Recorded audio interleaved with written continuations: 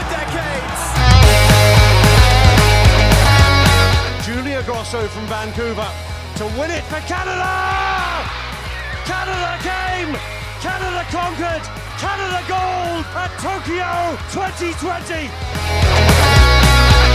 You're listening to the Northern Football Podcast, your home for everything Canadian soccer, with Brendan Dunlop, Alex Gangué-Ruzic, and here's your host, Ben Steiner.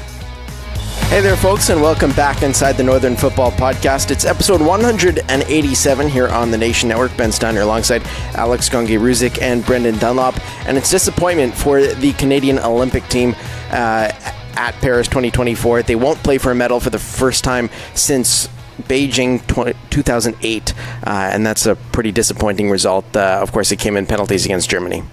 I'm going to say, can we tell you're on the Olympic beat? What the heck did you call it? The Canada Olympic team at Paris 2024? What is this? Is this the rowing team we're talking about? Yeah, I was expecting a sponsor drop in there too. Is there any sponsor that you want to? Is this, yeah.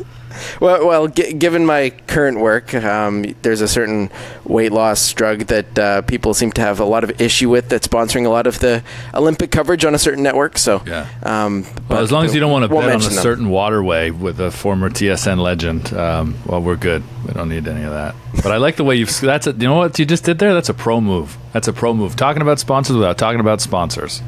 That's how you get new sponsors. I was talking about DroneGate on one of the American stations, and they said they weren't allowed to use the word Olympic, and so they were trying to find a different word. I just called it Games, but I found myself almost tripping up on the word Olympic, which, I don't know why they weren't allowed to say it. If you've ever wondered if there's too many rules in our society now, this is a great example. You did a show about the Olympiad, and you could not use the word? That's ridiculous. The Olympics, I understand not using the sound, but the word... Come on. Oh, so can we talk about something cool though? I was noticing yesterday that's like pretty awesome. I don't know what's up with the CBC's rights issue with the IOC. Why like on any of their shows they can't post highlights and on Twitter they can't. But for whatever reason, Radio Canada can.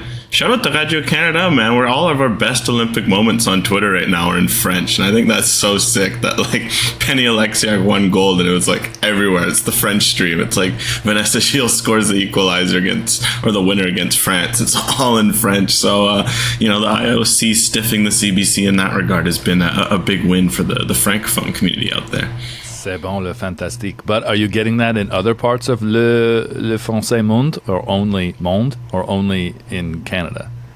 I mean, I think, because it's all geo-blocked and super constricted and people post highlights and the IOC comes down hard. I'm just confused about how that whole works, about how literally the two branches of the same company of like CBC can't, but Radio Canada can. Is it like, did Radio Canada just negotiate a better contract or something with the IOC? Like, also includes highlights, and someone at CBC lost their job because they forgot to be able to post Twitter highlights, because that's a big engagement driver, during a 14-day tournament where everyone's tuned in the sport. I can't say too much on it, but you'll notice one major difference between the stuff that CBC is posting on the CBC Olympics Twitter as well as what RC Sports is tweeting, and that's accessibility. All of the CBC clips have captions on them, and they're fully accessible. They've got alt text, and that's not the case on the Radio Canada ones. There's other reasons too, but that's one of the primary reasons. Is CBC Sports has made it important that most if not all of the coverage is accessible. And that's kind of the reason that, there's not clips on Twitter and Instagram in the same way as Radio Canada. But it is cool to see the French calls kind of everywhere. C'est bon. L'explanation de expert. Huh? Brought to you by Les Olympiques. We'll work on it. Yeah, we'll work on it. We got to get some Spanish in the show to justify our accent on the U. But continue, Ben. Take us back on track. Olympics in Spanish. We'll jump into the game, of course, and the tournament at large, and we'll jump into just your initial thoughts on how that game came down. Of course, Canada struggled attacking-wise kind of throughout the tournament. Vanessa Shields was the best striker. That's not necessarily what you want. And, of course, in the game that they needed a goal, they got over 20 shots and couldn't find the back of the net. Yeah, they didn't struggle attacking-wise. They struggled finishing, which is what was so frustrating. And in that game, especially, the second half, that should have ended 3-1 for Canada. in regular time. That should not have gone to extra time. And maybe I'm even being kind to say that Germany deserved one. They were close. They hit the bar. I can't remember if that was extra time, Alex, now. I think it was extra time, right? They were minutes away from going to penalties, and Germany had a great chance. And they had a handful of chances, so there should have been a goal for the Germans. But, man, Canada had so many. Adriana Leon was just shy by a couple of inches on a couple efforts, and Vienne there had some chances. Jordan Heidema had some chances early on, so I think that's what they'll be really frustrated about. They poured it all out there, and they were definitively the better team. It wasn't like they just felt like the better team. Like they were. They played better than Germany, and they had Germany on their back foot. It goes to penalties, and as so often, heartbreakingly is the case, especially for any longtime England fan, this has become the new narrative for this Canadian women's national team, right? There's one glorious moment in a penalty kick shootout, but it's time and time and time again now they're on the wrong side of a shootout loss. So it's a rough loss from just like a neutral perspective of Canada going out and failing to score in a must-win knockout game brings out the idea that they were poor offensively or that they weren't up to the level offensively, because I would not just disagree, I'd probably push back against it. I think in the group stages they were strong offensively. They scored 5 non-penalty goals. Again, just as a reminder for those who haven't heard it, that's more than they scored in all of Tokyo, and that's just the group stages alone. So they were pretty good offensively, and even in the I think it's funny how this sport works. Germany was their best offensive performance on paper. They had 2.83 expected goals, 22 shots or 21 shots. Both of those stats were highs for the tournament.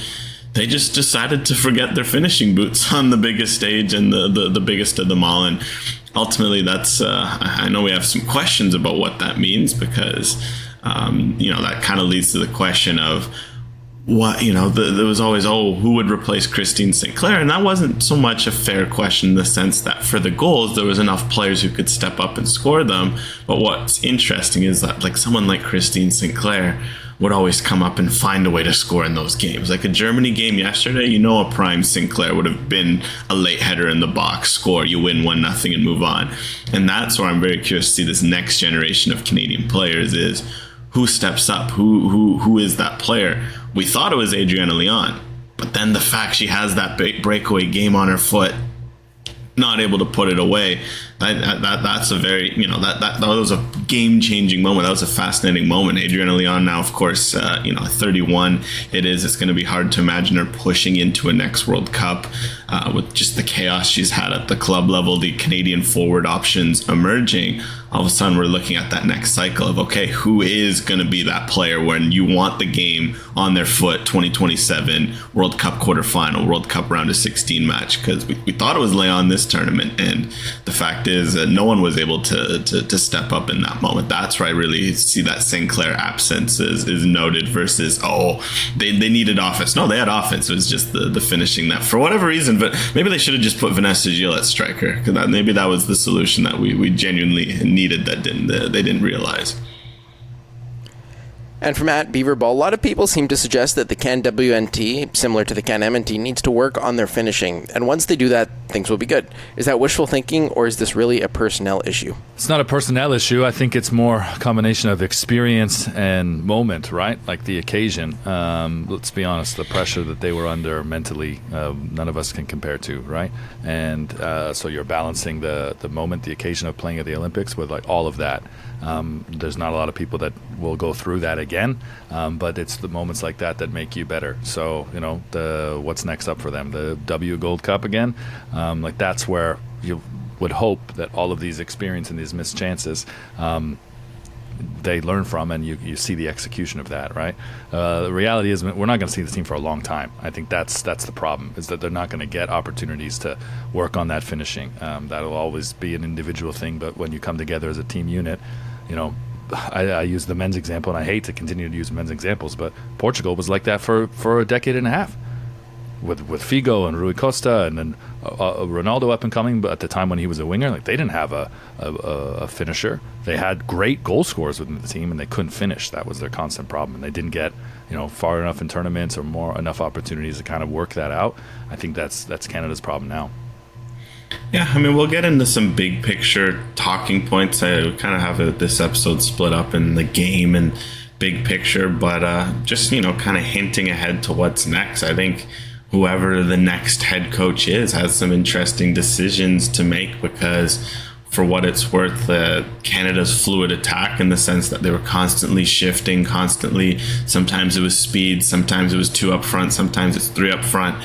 It can work from matchup to matchup, but the reality is, like we mentioned, who is Canada going to rely upon for that goal? And we thought it was going to be Adrian Alone again, but also someone like Leon, as we know throughout her career, because we've seen it, she can also be a very streaky scorer. Like, she can be someone who'll give you 6 and 6, but then she'll give you 0 and 6. And that's what I'm curious to see as well. Like, long term, I think Canada will probably also want to find a finisher and stick with that finisher. And the question will really be right now, is it Eveline Viens? Because, of course, she's, I think, 27 now, right? So will you bank on her still firing at 30 at the next World Cup? I don't think that's unreasonable. You could I think that's a reasonable shout. Or do you, give Jordan Hoytema a bit of a run now? Because, Hoytema's kind of been, sometimes it's left wing, sometimes it's striker, sometimes it's on the bench, sometimes it's starting.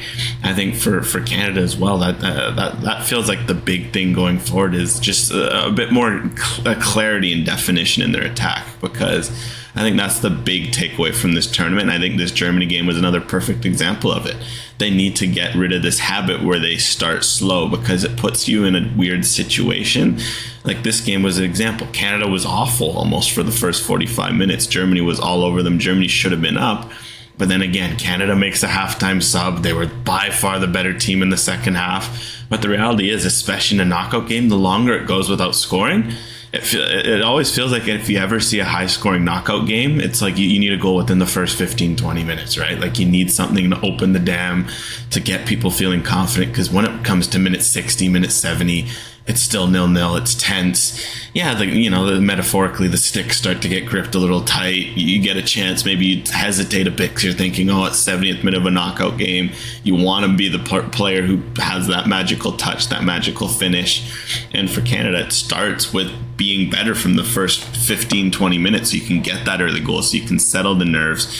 But then again, for that, I feel like you're going to need some clearly defined starters who can go out and they can bring that. And the reality is, this Olympic tournament, what was Canada's best starting group? Who knows? Because it always seemed to be at their best when they had their finishers on. So you kind of were left in this conundrum where Eveline Viens wanted to start, but also she's so good off the bench. You keep her in that sort of role. Ditto with players like Chloe Lacasse and the other, which was a bit of a frustrating thing to balance. Ben, I got a quick point on clarity and definition, but did you want to jump on something else Alex said?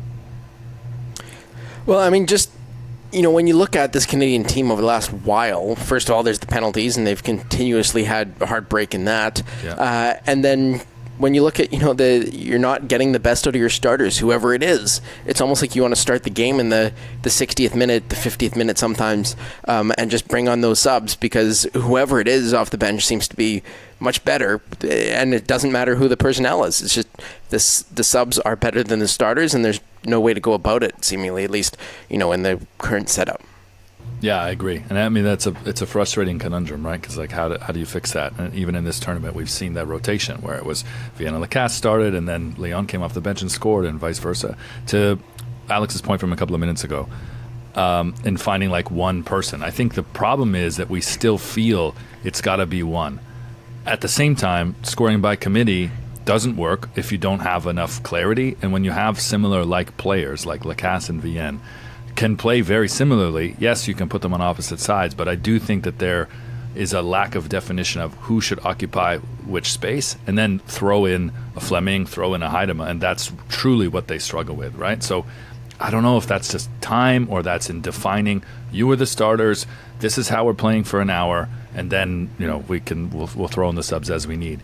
Talk about going forward, and I think about the next World Cup. Who's going to score the goals? It's not going to be one person, but who do I think is going to be like the leading scorer? I think it's going to be Olivia Smith. I think it's going to come from someone who plays in a position that's not the defined number 9 position, because they've proven that they can't continually score from there. It has to be from all over. And I just think that in the moments that she's had, both for club and country, she's proven that she can kind of score from anywhere, and she can score very often. So I would hope that they're able to plug her in there. And you know what? If she was younger, I would have said Aladou. Though we've not seen it. But she's literally forced her way up the pitch to become a goal scorer for her club. And that was a problem for her country, which is crazy to think about. But I do think it. I hope in this next cycle that she gets a crack. But in terms of the next World Cup, yeah, I would put it down to Olivia Smith. But you got to have collective goals from elsewhere. It can't just be one person. Look at England, men's England. Harry Kane, you expect him to be the leading goal scorer, but he can't score all the goals, and they struggled to make it, albeit to the final, but they struggled to finish, right? And so it can't just be down to one person. Well, I'd say to your point, just to hop in on that, but it is, yeah, I like the point of definition, because I'd say one player isn't fair, but you need at least one. I think the reality is you need at least one you can turn to, be like, in a big game, they're going to give me a goal. They're going to step up. And look at the U.S. That in a big game, Sophia Smith scored a crap ton of big goals for Portland for the U.S. She's got a big goal in it. Trinity Rodman's shown this tournament for the U.S. She's got a big goal. And when the chips are down, that Mallory Swanson will give you a big goal. All right, those are three. That they're going to play in that front three. They're, as of recording, they're about to go out, or they've already gone out and started their game against Germany. That's the U.S. front three. That there's goals across the front three. The reality is, heading into a big Canadian game right now, who would you put out there as a front three? And, who is that main player who would lead in that regard? Ideally, yeah, like you mentioned, the next World Cup, Smith is someone who's hit her prime. She's killing it at Liverpool. Maybe by then she's moved on to an even bigger situation. Who knows, right? With development, anything can happen in 3 years. Then you'll have a striker above her who's can give her a focal point, can give her a presence, a right wing that's clearly defined. The reality is, this tournament, we just saw everything. Because, yeah, I said to the Leon point, heading into this tournament, we thought she was the main option. By game 2, Andy Spence had her on the bench, right? And Nichelle Prince was starting at the 9, and then she had her best game at right wing. And then Eveline Vian would come off and play left wing, come off, play striker. Jordan Huitema seemed to play everywhere in the front three. I think the clarity point is really important, too, in the sense that Canada just needs a clearly defined front three so they can build chemistry and they can have it so that they come into big games. That, okay, yeah, Canada's going to have X player at the 9. You have Canada, they're going to have X player at left wing, X player at right wing. Because the reality right now is kind of you could predict the midfield, you could predict the center backs, you could predict the wing backs, and then it came to the front 2 or 3. You'd be like, all right, just pick 3 names out of a hat. And ultimately, in must-win games, it's hard to rely on one key pace when that kind of was the vibe. And from at Becca B and at April Zatz, PKs, we never seem to improve. How can we improve? Is it our takers or is it a skill? I mean, this is a question that's been debated by national teams for decades, right? It's both. It's skill, it's moment, it's pressure, it's reading the situation. And sadly, Canada has gone into the last few penalty kick shootouts feeling all of the pressure, right? Feeling the pressure on them and enhancing that. And I think that's what they've really struggled with. There was a time when Canada were the underdogs. Canada were the underdogs in the gold medal game against Sweden, right? Which I think was part of that as well. And it's hard to get to the top, and it's harder to stay there. And that's where Canada's at right now, I think. Yeah, I think the big one that stood out to me from this year is preparation. Because ultimately, penalties, you always see it when there's a loss. Like, oh, it's a lottery. No, it's not a lottery. We've defined for reasons why it's not. I just feel like Canada's kind of just not been as prepared as they should. I think this Germany game, what was very interesting, clearly Germany had a very good scouting report on Kaylin Sheridan, because where were their first 2 penalty attempts? Just hard to the side netting. And it felt like Sheridan was a bit flat-footed. I think they kind of read that. I think Sheridan, naturally, just watching her versus Labe, her style is kind of react a bit more to penalties, and it works because, unless you're putting it perfect, Sheridan's got good reflexes and a good leap. She can get across. So Germany saw that, and they're like, all right, if we put it hard and low, even if she reacts and gets close to it, as she did on both of them, if you put it hard and low, you're not going to get, there was a clear definition there, whereas with Canada's penalties, it was all over the map. You can see Quinn step up, and it's incredible. It's the kind of penalty I love. Good run up, come in, fake to one side, put it in the low corner, perfect. But then you come up and you see some of the other penalties, and it was just like all the do's and the do nots of a penalty, of like just the run up wasn't good. It was like floated at that perfect savable height that, you know, Berger was sitting there in the Germany goal probably laughing with, you know, you're able to dive and parry it away at that perfect height. And for Canada, it was like also like the order of their takers wasn't really clearly defined. Like, Canada for me just didn't scream as prepared for what the other teams brought. And I think it showed, like with the Alyssa Naher thing, where you saw her twice in the same year, yet like you were just making it way too easy for her. You'd seen that. And I think that comes down to preparation, that comes down to scouting, that comes down to knowing your own takers. And I think, you know, of course, we'd have to go back and see what happened during Tokyo. It just feels like in Tokyo they were more prepared. Like Stephanie Labe kind of, I mean, in the midst of all the drone gate, she kind of, you know, revealed some of her process, and it sounds like her, on her side, she was incredibly prepared to know what tendencies shooters were showing up at the spot at. And then as from a Canadian perspective, they knew who their shooters were. They step up. They took it. There was a cohesiveness. There was an execution that just wasn't there this year. And something fell off in that regard. I don't know if this is because they're short-staffed. I don't know if this is because they weren't training. If they didn't make it as much of a priority. But it hurt them, because ultimately this penalty shootout is a skill, especially when teams like Germany, teams like the U.S. prepare for it as they did. There's a compounded exhaustion with playing multiple knockout games, right? And this was the first on paper, but this was their third in a row. And like oftentimes you'll see the better team fatigue come the final or come the semifinals, right?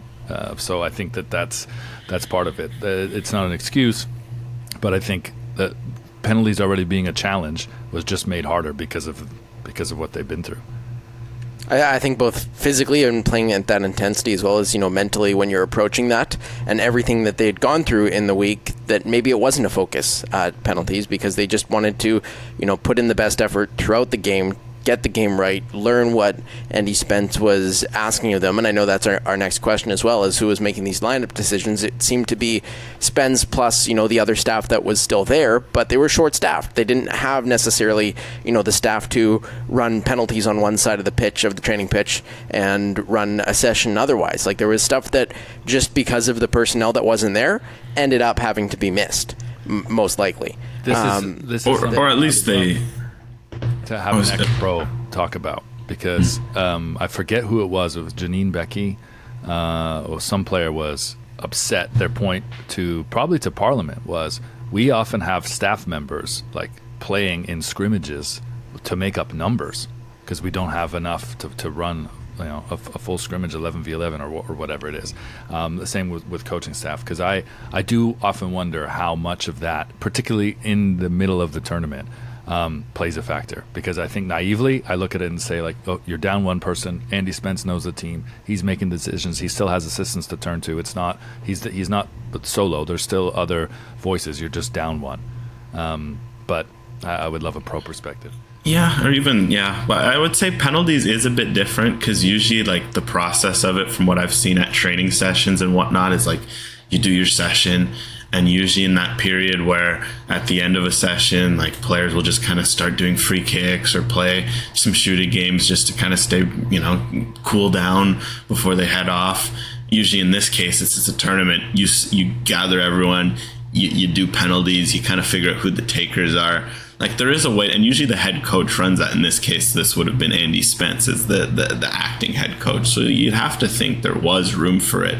You know, and there was, I imagine they did it. I think it would be foolish to not go into a knockout game, especially when you're built like Canada, where you don't really concede goals in knockout games. I'd love to think that they were out there preparing, but my guess is just they didn't prepare enough. Like, my wonder is, okay, maybe they knew who their best takers were, but they clearly didn't scout Germany. They clearly didn't scout the tendencies of, or at least not enough of, a Berger, right? Like, of, okay, what are some ways she likes to dive? What does she someone who jumps off her line a bit early? That seemed to be the case. She was making some very aggressive leaps. What does that mean? They needed to be 5 Quinn penalties where you kind of wait for Berger to get the leap and you go the other way, instead of, it was like, you know, the two, I think 2 of the saves was it Ashley Lawrence and Adriana Leon. I think you probably could have picked out that they wanted that right side from about when they stood up and looked at that corner, and Berger was probably sitting there thinking, all right, let's get it. So I don't know. I think it's something where the practice makes as much sense, but I think in penalties specific, like this is work that starts outside of the training ground of, all right, like you're writing out all these little tendencies, you're scouting, you're preparing a potential order based on that. I think for Canada, just again, maybe it's something where maybe that's where the staff members kind of came into play, the external, where maybe if you had a full staff, someone's focusing on your actual match plan, someone's focusing on this, someone's focusing on that, and someone else is focusing on penalties. Maybe they didn't have that, but I struggle to think for the training part that they didn't have a chance to work on it. And looking at the big picture as well, from WSoccer.ca, whose stock rose most during the Olympics? Do you still think we will play fall friendlies? And how do the next 3 years map out for the CanWNT ahead of their next World Cup in 2027? I think everything's up in the air at this point because, it starts with a coach. Who's going to be that coach? Could Bev Priestman, actually get out of her contract? Could they fire her with cause? There's a lot of questions to be answered before they can even really start looking at that next coach and building that vision for what the CanWNT looks like in the next 3 years. With that, I don't think they do play fall friendlies because you don't necessarily have any options in terms of coaching, and you don't necessarily know the funds either, considering you'll likely have to pay something in terms of a new coach getting out of Priestman's contract, the big fine. It's going to be difficult in terms of whose stock rose most during the Olympics. I think Jade Rose probably in the way that she approached at least the group stage games and especially the last two. But I think it's going to be a very foggy next few months for the CanWNT looking ahead. And then I think Carmelina Moscato ends up with the job. Hey, what get out of my head, man. Also, get out of my head. Also, there's three questions. You just threw so much at Brendan. I don't know if we can. Let's compartmentalize rather. Yeah, let's go one piece by piece. Let's break down. We can break through it quickly. So I like how Ben did that there because I'll jump on this. I agree there will be no friendlies in September. And there is no friendly window in September. So you guys, if you're making a bet, what was the fall window? Just for those that aren't familiar, just because I have it pulled up, yes, just FIFA. For us, go ahead. What's the window? Wow, not giving you guys a shot. There's one in 21 to 29 October, a Type 1 window, 2 games. So Canada can book 2 friendlies late October. Then the second window is from 25th of November to the 3rd of December. That's another Type 1 window. And then the next window after that's in February. And it's like a 3-game tournament kind of window again. So right. In the Journalistic Integrity Olympiad, AGR 1, Ben and Brendan 0. Got it. October, November. Okay, this fall, for the rest of the year, there will be no Canadian women's national team games. 2 reasons. I don't think they sort out their coaching situation before that October window, the 21st or whenever it is. And I don't think that there is a team in the world that would agree to play them without charging some insane Saudi-level premium to play them. Maybe that's who they get. Maybe the Saudi women's national team would play them because everyone else is going to be like, nah, we don't want to play you. Oh, this was the fee before. Can you guys do this? And it was some astronomical, ridiculous number that Kevin Blue couldn't afford and would be insane to agree to. Is this because of the 100% the scandal? You'd say 100%. And also too, I think that maybe this is where your surprise is, and maybe you're a bit split. I do think that the rest of the world isn't as aggrieved, upset, irritated as Americans. And that seems to be where we feel, the world is upset with Canada. I just think that these other federations and the rest of the world will see that as the climate, that the angry Americans, who are still the biggest power in women's football, have set the bar here. So why should anyone else react based off of their own feeling if it's to their benefit? If you're France, if you're Spain, if you're any one of these tier 1 organizations, or not, if you're one of the rising African teams, and you can get something out of Canada because the Americans have set this tone, then you're going to match that, I think. But I don't believe the rest of the world feels anywhere near as aggrieved as America is portraying. I mean, I don't know. If I'm going to put money on it, I'm saying they book 4 friendlies this fall. I can't see a situation where that what happened this tournament really implicates them or impacts them that much again, because ultimately, it's again, if you're gonna count out teams because of spying or whatnot, I think there might be a few other teams that, again, who just have never been caught that would come to mind. So I think they book 4 friendlies. I'll put that on record now. I'd say the bigger surprise will be, who is it? Because, I mean, the UEFA's ruled out because UEFA always has a ridiculously jam-packed schedule now with other qualifiers and whatnot. But I still think they can pull in, for example, if it's not the US, like, you can go to South America and there's some bunch, like, you think South America cares? Like, in that regard, like, you could probably book a friendly against an Argentina. You can book a friendly. I mean, hey, we don't mind Brazil times 12, times 13 in this case if it's all you get. If Canada pays for it, of course Brazil won't care. But to what benefit is it for Brazil to play Canada now? I mean, they can get the cash. Good friendlies. Well, good friendlies. It's the same reason why did Canada go do a double in Brazil in like November of 2022, right? And then they did the same thing another time when they went to Brazil and did a double. Like, there's. I just think Brazil's not whatever Canada paid at that time, and maybe it was split. That's not going to be on the table. And it's also for the financial implications. Yeah, Canada got fined $300,000, but they pulled in, what was it, over 5 million from Copa America. I know some of the figures were, I think it was supposedly 6, right, with the 2 you get just for showing up and then the 4 for making the top 4. Like, it's, yes, the fine was a dent, but it wasn't like, it's not like Canada didn't just get that big windfall. You just keep fueling my point, and everybody knows that. So Brazil, Argentina, Costa Rica, Mexico, Belize, everyone's going to ask for more money and say, you guys cheated. We want, it was a $500,000 before, we want 3. Everyone's going to ask for more. I would tend to agree with Brendan, especially also because I think the public perception is Canada got all that money, but there's been some reporting that the players actually got half the prize money from Copa America. So Canada Soccer might be publicly a lot more rich, and then actually sort of behind closed doors, they didn't actually get much windfall from the Copa America. And, when you look at sort of the costs of the camps before Copa America and the friendlies before that, whether they actually are much better off than they were before. Like, they probably are better off than they were heading into this summer, but who knows by how much. I doubt it's 6 million. But no, it's never, because again, like, either way, the players are going to receive their cut. It's going to go to other entities in the game. Some of it's going to go to youth programs, hopefully, which is much needed. But again, I don't know. I disagree with. I will continue to push back, because again, if there was really this like anti-Canada sentiment, why didn't we really, again, other than American media, which we have to remember, American media does not represent, say, the views of the American Federation or all the confederations around the world.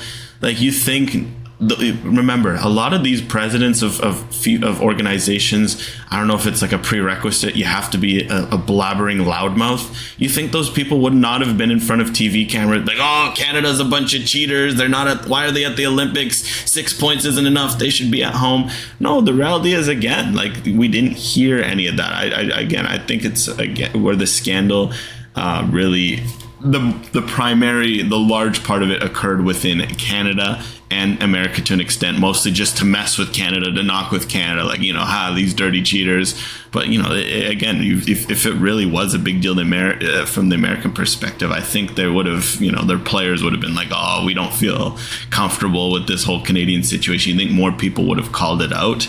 I can't really see a situation where countries are sitting there trying to hold Canada hostage over friendly appearances fees, over something where they got pretty adequately, and even in some perspectives, at least mine, they got pretty harshly punished. I think that's something where I don't think this is gonna they're not going to get screwed over in friendly games in the fall. Maybe someone will ask for a bit more of an appearance fee, but it's also like, again, like, especially if you're Paraguay, Brazil, Argentina, some of these countries, like, they're still playing a top 10 team, and as a team, as we saw at the Olympics, a pretty darn good team. Like, would they not want those friendlies? Why?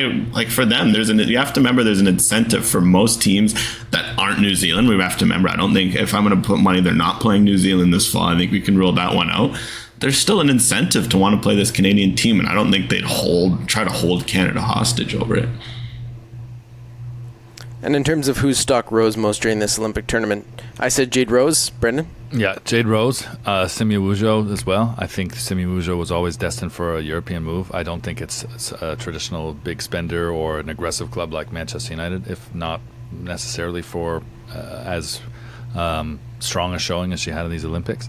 I also think Vanessa Gilles' stock rose immensely. It was already pretty high, but I think we'll be talking about Vanessa Gilles as one of the best defenders in the world, the same way we've said that for Khadija Buchanan for quite some time. So those are two of the biggest for me. So not much left to work with, so I'd probably repeat a few. I'd say Wujo is the big one. Just for those who are unfamiliar, there's been some reports from some pretty prominent UK journalists, including from the BBC, that Simi Wujo looks set to sign a 3-year deal with Manchester United. So that's exciting. Wujo set to go pro for the fall. Of course, we'll hope that she's had better luck than some of past Canadians at Manchester United, but I think with someone of Wujo's potential, you just know that once she gets a shot, she feels like she's going to run with it, and that's super exciting. And I think this tournament really was the jump start of what's next for her, and you're looking at 2027.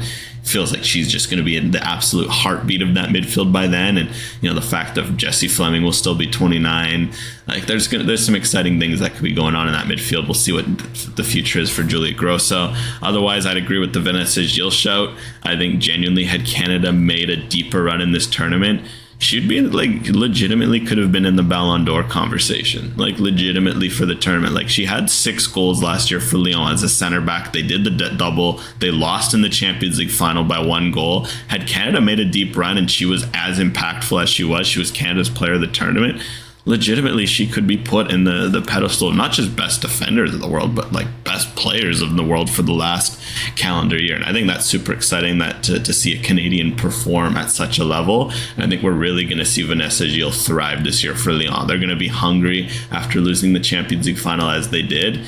And Gilles is going to, hurt a bit from this Olympic tournament. Vanessa Gilles is a big one. I think a few other names to throw out there other than Jade Rose, who's an obvious one. Gabby Carl. Again, I think whoever this new manager comes in, Gabby Carl's still 25, about to be 26. She's still a piece you can build around, and she brings a lot to the table. And she was very good this Olympics. Yet every tournament, it feels like she's on the outside working in. Give her a shot as a starter long term and see what she can build, because Washington did it, and Washington's been pretty well off on it. So I'd say Gabby Carl is a big one who I feel her stock really improved this tournament. I'd say last one, Eveline Viens. Every game she came off the bench, it was something dangerous. I think again, that Carl Viens duo, the pair of Quebecers, they've kind of been linked because they also went to the same club together in Sweden a few years back. Give that pair a shot, and I think they could reward you with some good performances. And how about the next 3 years for the CanWNT as well? I said Carmelina Moscato will end up getting the job in terms of the head coaching role, but what does these next 3 years look like? And also, who's your pick for a new head coach? I think the 2 favorites right now would be Andy Spence and Carmelina Moscato. I do wonder, though, if Carmelina Moscato, because this is not something that she would have expected, if she had something else lined up. For example, she took the assistant at Racing Louisville, or Racing as they call it, and I figured that was a stopgap for something probably NSL related, whether that was head coach or, I don't know, league director or something senior. I had thought that was kind of what her Louisville stint was. So whether that's still in the cards, whether coaching the national team is something she wants to do now. I mean, Jose Mourinho famously said international management is an older person's job, right? And if you look around at a lot of successful women's coaches, they're usually quite older than Carm Moscato, right? So I do wonder if this is the right time for her for that position. And I think that Andy Spence, the way they played for him, I wonder if he has the room. I think he has the job. And it seems like he's got the room. Yeah, but I also wonder if it's something where Kevin Blue, much like, on the men's side, how, again, Mauro Biello Would he have been the right choice? No, but he had the room, right? Like, the guys were bought in. There is a certain level of respect. I wonder if that's one of those cases where Spence could maybe be a key guy to keep around for a transition phase, because, of course, some might wonder if it's worth cleaning out the entire staff given what happened. You know, there's merits to doing so. There's also merits to having, you know, a couple of familiar faces. Because I know, like, I think Melissa Tancredi's been around on the staff. I think that's someone you have to imagine stays, given her link to some of these players from the generation that she played with, and, you know, the fact she's been on the staff for a few years now. So I think it comes down to a few candidates. I think Carmelina Moscato would be my favorite personally, just based on her journey, based on her story.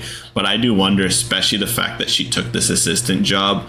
I think her career trajectory seems to suggest she wants to have a go at an NWSL job, maybe have a go at an England job. And I just, again, the thing is with international management, it's so volatile that you can take a job like this and it can completely sink you, or it can completely raise you up. And I wonder if, yeah, like you mentioned, given Moscato's age, if that might be something to look at. And I wonder if Kevin Bloom, much like he did with Jesse Marsh, because he could have made some riskier hires, quote unquote, right? Like people with less experience. All of this screams is, I think this could be Casey Stoney is the name that continues to come to mind, because she was, of course, with San Diego, and her San Diego teams were good, like literally an expansion year one team. They made the playoffs. They were one of the top teams in the league. You know, they've been consistently one of the top teams since she was there. This year, they dipped to middle of the table, and then randomly she gets sacked while away at a family, like it was like a family event, family funeral might have even be. Don't quote me on that. And then it comes out with all the toxic news around the club, Jill Ellis, everything that's going on. If you're Casey Stoney and you just left that sort of environment, you know, a guy like Kevin Blue calls you wonder if she might be like, oh, this could be a good chance, help rebuild this Canadian women's team that obviously had a tough tournament, a tough image.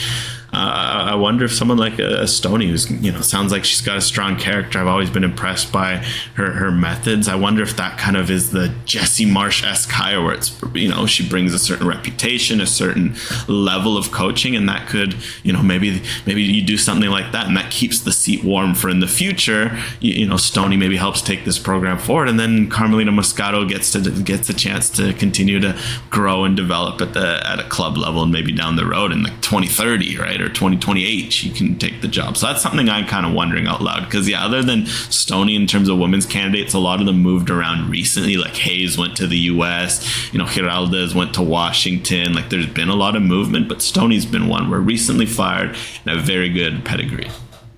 That's such a great shout. I know you were disappointed that we took all the rising stars that you wanted, but that's a hell of a shout. And also, Casey Stoney was always hugely complimentary in front of the media of Kaylin Sheridan. Would run through a wall for Kaylin Sheridan from how she always spoke about her as her coach. So that's a fantastic shout, man. Another name probably worthwhile throwing out there is, do you think Rian Wilkinson could be pried away from Wales to Canada? Of course, she has a little bit of experience coaching internationally at this point. She does. I do wonder if coming back to North America is too soon. I do wonder if, I think that she will be able to have an impact, a kind of a fresh start with a new crop of players in a few years. I don't know. I say this thinking that if, there was enough demand for her, she'd be coaching here already. Not with the national team, but she'd be coaching in North America right now. So I think time has to pass a little bit. Well, so, yeah, it's just too early, I think, with Wales, where it's been a few months. Like, I think that's something where complete the 2027 cycle, try to get Wales to that tournament, and then see. She'd been just another name, though, just to throw it, not for this cycle, but if we're talking 2028 and beyond, because it is the next 3 years, maybe post-World Cup. Keep an eye on Katie Collar at the Whitecaps, because their teams have been dominant in League One BC. You have to imagine she's going to get the job for the NSL team. If she does some noise with that NSL team, she does some noise this year in Champions Cup, she could be a long-term option worth keeping an eye on in terms of young Canadian up-and-coming coaches as well. Of course, a link there with the youth systems as well in Canada, that she kind of understands the Canadian youth systems with Emma Humphreys as well. But I do think that you have to take a look at some of the big names as well. Like we talked about Hervé Renard on the men's team. Could he be an option on the women's team? I thought about that. He could be an option, yeah. But does he want to leave the French women right now? I think it sounds like the plan is like it was just bring in a hired gun for the Olympics kind of thing. It didn't work out. I think there's just going to be some men's team that throws an absurd amount of money at him to coach internationally, and that team might be the U.S. men's national team. That's probably one where I just think Canada, even if they'd want him, I just don't know if they'll be able to compete with what the U.S. would be willing to do to make him the face of the men's national team heading into the next World Cup, assuming they don't get some of the other candidates they've also been looking at. And Alex, you mentioned Katie Collar from League One BC. You were at the League One BC finals over the weekend. Of course, the Whitecaps taking another title on the women's side. But the final on the men's side, we talk about mentality on penalty kicks. That was a little bit of a crazy situation if you want to just quickly call back to the League One BC final over the weekend. Yeah, I guess for those who missed it, one of the wildest games. BC, it's good for wild games in this province. TSS Rovers versus Altitude. It's a rivalry, the Ironworkers derby for those unfamiliar. TSS Rovers goes up 7 seconds into the game in a final. Imagine that. You score a banger, you go up, and then you score a second, you go up 2-0. Game over, right? No, Altitude scores a nice goal. All right, give a bit of life. But then Altitude gets a really dumb red card for dissent. Like the guy was on a yellow, he was yapping too much, gets sent off.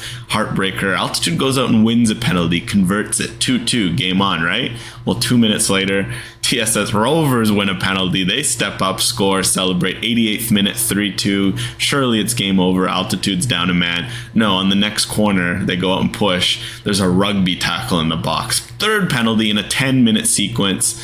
Altitude steps up, skies it over the bar. They lose 3-2 in heartbreaking fashion. They also had a late chance that was denied by a fantastic save. So, Canadians, penalties. It's something that right now it feels like we can never escape it, be it the women's team, men's team, League One, CPL, MLS.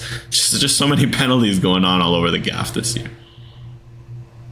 And we'll get back to the CanWNT topic at hand. And from Zunderholtz, what positions need to be solidified before the next World Cup? The backline is world-class. Midfield is a great defensive unit. Forward group lacks some quality in finishing. Team creates chances from out wide, but lacking that threat down the center of the pitch. Yeah, I'd say for this, the big thing is the middle and the front, the attack. Because I think Canada, that back three, there's still a lot of, Jade Rose, we know, has at least, it feels like a decade more to come. It feels like Gilles and Buchanan, the way they're playing, they're still, they really, especially a Buchanan at times over the past few years, you kind of wonder if she's had a bit of burnout with how much she won at Lyon, and even for Canada, how much of a rock she's been for so long. But I think she really, playing with Gilles and Rose, has taken her to a new level. She was really good this tournament. That back three is fine. Don't touch that.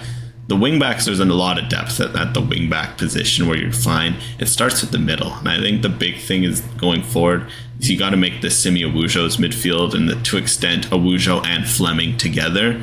And you need to determine if those two are enough or if you want to throw in a third. Is Awujo, Fleming, Grosso the trio of the future? I can only wonder, because at the same time, Grosso feels underused, and then to that point, you have to figure something out up front.